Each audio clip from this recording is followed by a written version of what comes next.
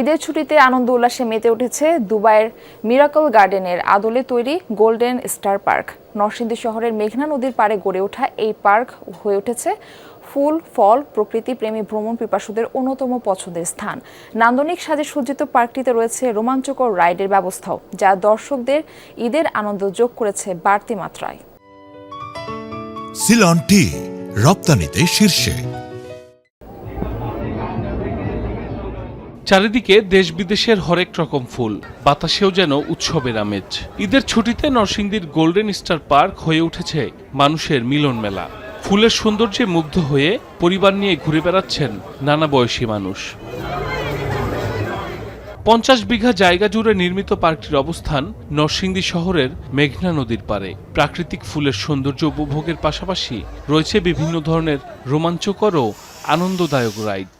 দর্শনার্থীরা জানান, নান্দনিক সাথে সজ্জিত পার্কটি তাদের ঈদের আনন্দে যোগ করেছে বাড়তি মাত্রা। এত সুন্দর ফুলের সমারোহ ঢাকায় তো আর দেখা যায় না। নরসিংদীর আশেপাশে জায়গা হিসেবে এটা খুব বেস্ট।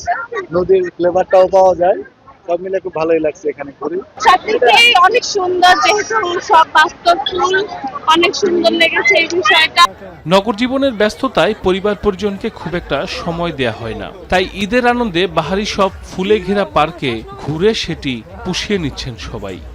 আমরা ঘুরতে আসছি আমার বাবা মার সাথে। ফুলের কারণে মানে জায়গাটা আরো বেশি বৈচিত্র্যময় লাগছে। আমি মনে করছিলাম যে ফুলগুলো হয়তো প্লাস্টিকের লাগানো, কিন্তু না, ফুলগুলো আসলে মানে রিয়েল, মানে সত্যিকারের ফুল।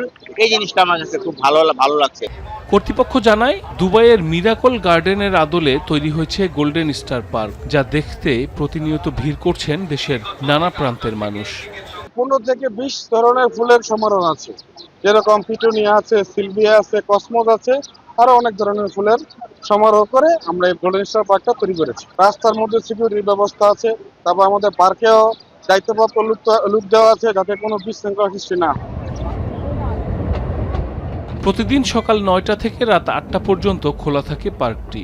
প্রাপ্তবয়স্কদের 150 এবং শিশু কিশোরদের জন্য 100 টাকা নির্ধারণ করা হয়েছে প্রবেশ মূল্য। সাইফ আহমেদ, যমুনা নিউজ।